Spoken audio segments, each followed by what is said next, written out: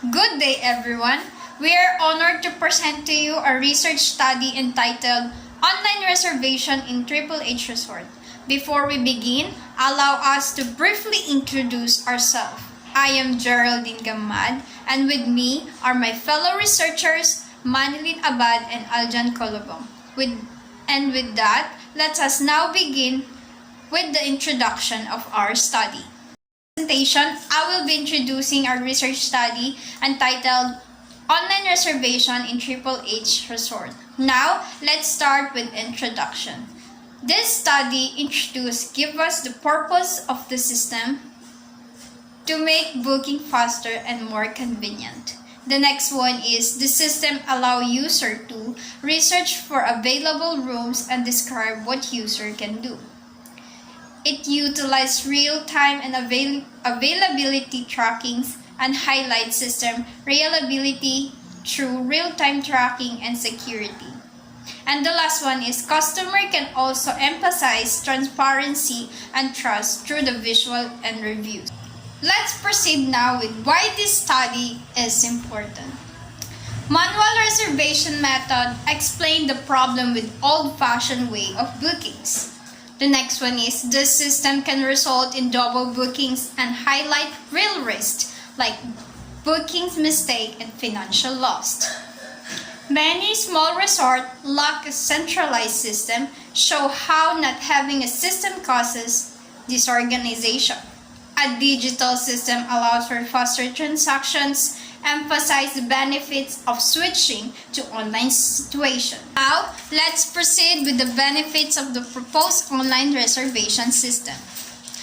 Number one is the fast and convenient booking process. Guests can skip long calls or physical visit and book rooms in just a few clicks.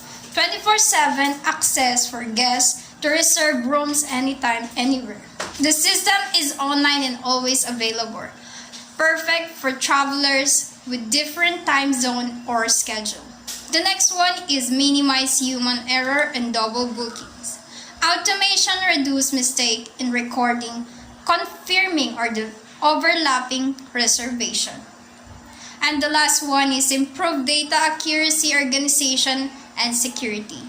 All booking and guest details are stored securely and can be crossed easily for reporting and service management. Objectives of the study. This object clearly states the purpose of the system, making booking easier and improve operations. As specific objectives, this slide defines what the project aims to achieve. The objective guides the system design and help measure how well it works, especially in areas like speed, safety, ease to use, and how will it serve real-world needs. User evaluation. This evaluation ensures that the online reservation system is not only functional but also user-friendly, efficient, and secure. It helps identify strengths and areas for improvement based on real user feedback, making the system more effective and reliable for everyday use. Overview of the methodology. Research design defines the approach used to evaluate the system effectiveness. Software development methodology describe the process used to build the system. Hardware and software requirements list the technical tools needed to develop and run the system efficiency. System architecture online how different parts of the system, bookings, database, interface work together. Data collection and analysis. It explains how the data from user and stakeholder is gathered and assessed to improve the system. Research design. This research focuses on checking how effective the online reservation system at Triple H Resort is. The goal was to gather actual data to understand how satisfied users are, how smooth the booking process is, and how reliable the system performs. The study specifically measured user satisfaction, booking efficiency, and system reliability to evaluate the system's overall effectiveness. Software development methodology. For developing the system, the team used agile methodology, which means the system was built step by step and improved continuously based on feedback. It started with gathering requirements from users, followed by designing the system layout and structure. Then the actual development used tools like React, Node.js, and MongoDB to build each part of stage. Finally, every feature was tested to make sure it works properly before full implementation. Hardware requirements. To run the online reservation system efficiently, the computer should at least have an Intel Core i3 processor, but an Intel Core i5 or higher is recommended for better speed. It should also have at least 4 GB of RAM, although 8 GB or more is ideal for smooth performance, especially when handling larger data. For storage, a 256 GB hard drive is acceptable, but a 512 GB solid-state drive SSD is preferred because it allows faster access to data and overall better system performance. Use case of proposed system. This slide outlines the main actions user can perform in the HHH online booking system. Guests can book room or check for availability. The receptionist manage bookings by confirming or canceling them and handles check-in or check-out processes. Additionally, the system automatically generates reports about room occupancy and income. This setup helps streamline hotel operations and improve user convenience. System architectural. This slide shows the architecture of HHH Resort online reservation system, broken into the 5 main components. This one, user interface layer. This is where guests and staff interact with the system through a web or mobile app. It handles login and access. The next one, reservation and booking layers. Manage all booking tasks like making updates or canceling reservation and connects with payment systems.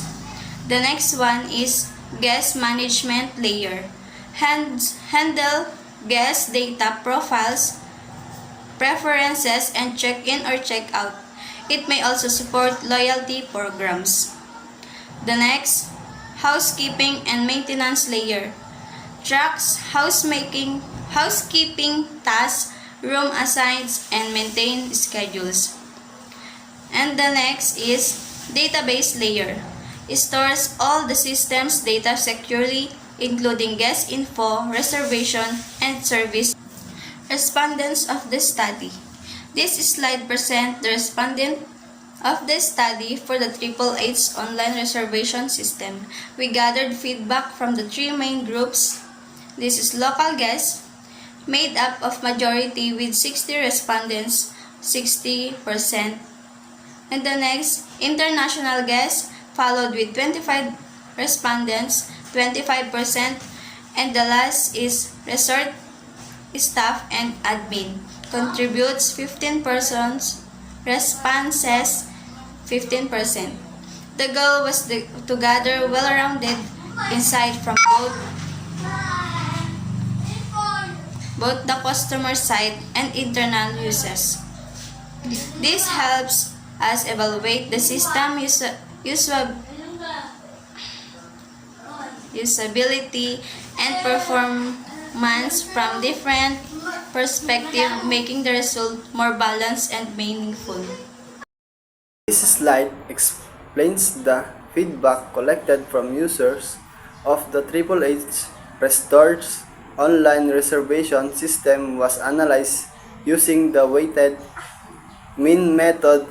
The approach was used to measure how well the system performed based on user opinion to help determine if the system was effective, easy to use, and reliable, all based on the actual experience and ratings given by the respondent. This scale helped in interpreting survey results, indicating respondent level of agreement of disagreement on creating statement. Result and discussion. These parts explain how use experience and the H Resorts online reservation system. The research collected feedback from 50 people who used the system in the last 6 months. They focused on the key areas like how easy the system was to use, how fast it works, how accessible it was, and how satisfied users were overall. To analyze the result, they used two descriptive statistics, mainly frequency and percentage, to clearly show how people responded and what that meant for the system performance. Summary and findings. Most users of the H restores summary and findings visit summary summary and findings. Most users of the H resorts online reservation system had a positive experience. 78% appreciated it is used for clear layout and smooth booking process. However, 22% reported use like web system downtime or slow loading. A few also mentioned trouble with payments, confused with instruction, and concern about data privacy overall. While users were satisfied, the study highlights areas for improvement such as system update, better communication about security, and clearly navigation. Conclusion. This conclusion highlights the main findings of the study on the H Resort online reservation system. It shows that most users, how women aged 26 to 35 who frequently use the platform, overall use are satisfied with the its ease of use, communication, and flexibility. Through those room to improve creativity and responsiveness. Interestingly, satisfaction level differed based on the age and gender, while how often people book didn't affect their opinion much. Recommendation. The researchers suggest improve the H Resorts online reservation system by focusing on its creativity, responsiveness, and overall users experience. They also recommended doing similar studies with more diverse respondent and locations to relate the result. Future researchers could explore how other resorts can enhance their own system for better digital service and customer satisfaction.